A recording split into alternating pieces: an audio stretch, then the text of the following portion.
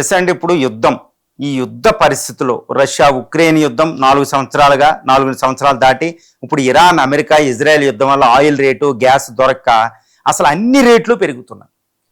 Even అన్ని రేట్లు అంటే అన్ని రేట్లు, ఏది లేదు కొరత కూడా. కానీ రైతు పరిస్థితి మాత్రం దీనం. ఇక్కడ ఉల్లి ధర తగ్గుతుంది, టమాటా ధర కూడా తగ్గుతుంది. అసలు ఉల్లి టమాటాలు పండించి కోయడం కూడా వేస్ట్ అని రైతులు అలాగే వదిలేస్తున్నారు. కొన్ని పట్టుకొచ్చి రాళ్ళ మీద రోడ్ల మీద పోసేస్తున్నారు. ఎందుకంటే ట్రాన్స్పోర్టేషన్ రవాణా ఖర్చు కూడా రాదనమాట. కొంతమంది ఏంటంటే ఉచితంగా పంచి పెడుతున్నారు హైదరాబాద్ సిటీలో రైతులు తెచ్చి. దారుణమైన పరిస్థితి ఏంటి అంటే యుద్ధం వల్ల అన్ని కొరత ఏర్పడి ద్రవ్యోల్బణం పెరిగి అన్ని రేట్లు పెరుగుతుంటే రైతు విషయంలో ఉల్లి రేటు తగ్గడం ఏంటి? ఇది కృత్రిమంగా చేసింది. నేను ఎప్పుడు చెప్తూ ఉంటా, రాజ్యాంగాన్ని అమలు పరచడంలో ముఖ్యంగా రాజ్యాంగం ఇప్పుడు రైతుల విషయంలో స్త్రీల విషయంలో మన రాజ్యాంగాన్ని విఫలం చేసేటట్టు మన ప్రభుత్వాలు ఉంటాయి. ఒక్క విషయంలో చూడండి, యాజ్ ఏ ఇండియన్గా నేను ఒక్క విషయాన్ని ప్రభుత్వాన్ని తిట్టే పరిస్థితి 2 సందర్భాల్లో వస్తుంది.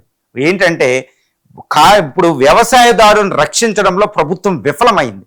అబ్సల్యూట్లీ ఇట్ ఈస్ ఫెయిల్డ్ అనమాట. ఇది ఉల్లిధరలే ఉదాహరణ. 2 స్త్రీలను రక్షించడంలో ప్రభుత్వం విఫలమైంది. ఇది ఎవ్వరు కాదనరు. ఈరోజు ఇప్పుడు స్త్రీలకి రిజర్వేషన్ ఇవ్వడానికి పార్లమెంట్లో మాట్లాడతారు. రిజర్వేషన్ ఇవ్వడం ఎవరికి రిజర్వేషన్, దేనికి? వాళ్ళకి సమ్మిళిత అభివృద్ధి ఉందా? ఇప్పుడు రైతులకి ఇప్పుడు ఉల్లిపాయ విషయానికి వస్తే ఉల్లి ధర ఎందుకు తగ్గుతుంది చూడండి. ఉల్లి ధర కేవలం 5 రూపాయలకు పడిపోయింది. ఇప్పుడు 10 కిలోలు ఎంతకు వస్తుందంటే రోడ్ల మీద 100 రూపాయల లోపే అమ్మేస్తున్నారు వాళ్ళు. దారుణమైన పరిస్థితి అనమాట. ఉల్లి అంటే అంత విలువైంది. ఇండియాలో అంతర్జాతీయ మార్కెట్ ఉంది, ఎక్కడికక్కడ ప్రపంచంలో కొరత ఉంది, ఇండియా ఎక్స్పోర్ట్ చేసే కెపాసిటీ ఉంది. మరి రైతులకి ఎందుకు ఇవ్వలేకపోతున్నారు? తెలంగాణ, ఆంధ్రప్రదేశ్, ఇటు రాయలసీమ ప్రాంతం, యూపీ, తర్వాత ముఖ్యంగా మహారాష్ట్ర, మధ్యప్రదేశ్, ఈ రాష్ట్రాలు, కర్ణాటక, ఈ రాష్ట్రాలు ఎక్కువ పండిస్తాయి. మొత్తం అన్ని రాష్ట్రాల్లో ఉల్లి మిలియన్స్, కోట్ల మంది రైతులు ఈరోజు ఏం చేసుకోవాలో తలకొట్టుకుంటున్నారు. ఏంటి జరుగుతుందంటే ప్రభుత్వం పూర్తిగా విఫలమైంది. ఏ విషయంలో విఫలమైందంటే ఈ గిట్టుబాటు ధర వాళ్ళకి రానివ్వడంలే. ఎందుకంటే మిడిల్ మ్యాన్, మధ్యవర్తులు ఇన్వాల్వ్ అయ్యి వాళ్ళకు క్వార్టెల్గా అంటే ఒక దళారులందరూ ఒకటైపోయి ఆ రేటుని కృత్రిమంగా తగ్గించడం. ఇక్కడ మరి మార్కెటింగ్ గిడ్డంగుల శాఖ, మార్కెటింగ్ ప్రభుత్వ శాఖలు ఏం చేస్తున్నాయంటే సోద్యం చూస్తున్నాయండి. ఇది 100కి 100%. ఇది అందరికీ అర్థమయ్యే విషయమే. మార్కెటింగ్ శాఖలు ఉంటాయి, మార్కెటింగ్ కమిటీలు ఉంటాయి, అపాయింట్మెంట్లు, పొలిటికల్ అపాయింట్మెంట్ చేస్తారు. మరి మార్కెటింగ్ కమిటీలు ఎందుకు కొనడం లేదు ఉల్లిని? రైతులు గిట్టుబాటు ధర చెల్లించే విధంగా ఎందుకు చర్యలు తీసుకుంటలే? ప్రభుత్వం పూర్తిగా 100కి 100% విఫలమైపోయింది.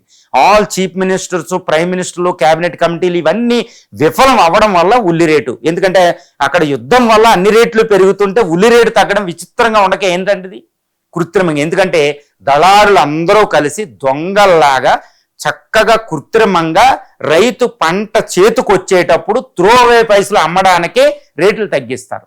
టమాటాలైనా, ఉల్లైనా, పత్తి అయినా, తర్వాత వరి అయినా కరెక్ట్గా రైతు చక్కగా ఒక కూతుర్ని, ఒక కొడుకుని పెంచుకున్నట్టు రైతు పంటని కాపాడుకుంటాడనమాట. 100 రోజులు, 120 రోజులు, ఒక పత్తి అయితే 6 నెలలాగా దాన్ని చక్కగా తూకి, అరే ఈ సంవత్సరం నా అప్పులు తీరిపోతాయేమో, తాకట్టు పెట్టిన డబ్బులు బంగారం వెనక్కి తీసుకుంటానేమో, కొడుకుల కోసం ఏదైనా చదువుకు వెనకేసుకుంటానేమో, ఇల్లు కట్టుకుంటానేమో, పెళ్లి చేసుకుంటాను, పిల్లలకు అనుకుంటూ కలలు అంటూ ఉంటాడనమాట. కరెక్ట్గా కళ్ళంలో కొయ్యగానే ఏమవుతాయి అంటే ఈ దళారులు అందరూ ఒకటైపోతారు, పంది కుక్కులంతా ఒకటైపోతారు. ఈ బ్రిటిష్ టైంలో పెట్టిన కుట్ర, భారతదేశానికి స్వతంత్రం వచ్చి 80 సంవత్సరాలైనా బ్రిటిష్ పెట్టిన ఈ దళారీ వ్యవస్థ పోలే. మధ్యవర్తులు, పురుగు మందులు దారుణమే, విత్తనాలు దారుణమే, వీళ్ళందరూ విత్తనాలే. మళ్ళీ ఇందులో పొలిటీషియన్స్ కూడా ఉంటారండి. పొలిటీషియన్స్ దళారులు అవతారం ఎత్తారు. ఇప్పుడు ఇలా కొనేటప్పుడు రాజకీయాలు ఓట్లు వేసుకునేటప్పుడు రాజకీయ నాయకులుగా అవతారం ఎత్తారు. అసలు ఇన్ని రూపాయలు ఎక్కడి నుంచి వస్తాయో తెలియదు, దశ అవతారాలండి. ఇప్పుడు ఈ దళారులు ఎవరు అంటే చాలా మంది ఉంటారు.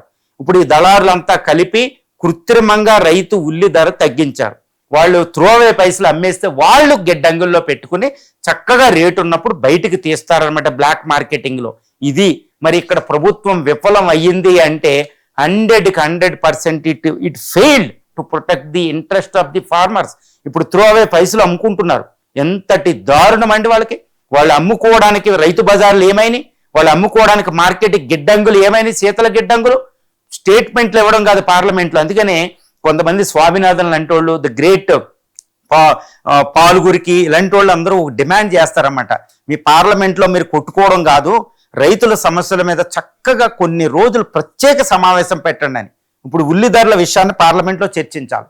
రాహుల్ గాంధీ గారు, ప్రతిపక్ష నాయకులు, తర్వాత స్టేట్లో ప్రధాని ఇవి చర్చించండి. ఇది అత్యంత ప్రధానం. కోట్ల మంది బ్రతుకు తెరువు ఈరోజు రోడ్ల మీద పడిపోయింది. ఉల్లి ధరలు చాలా చిన్న విషయం కాదండి. ఏదో ఐపీఎల్ మ్యాచ్ ఈరోజు డామినేట్ చేస్తుంది.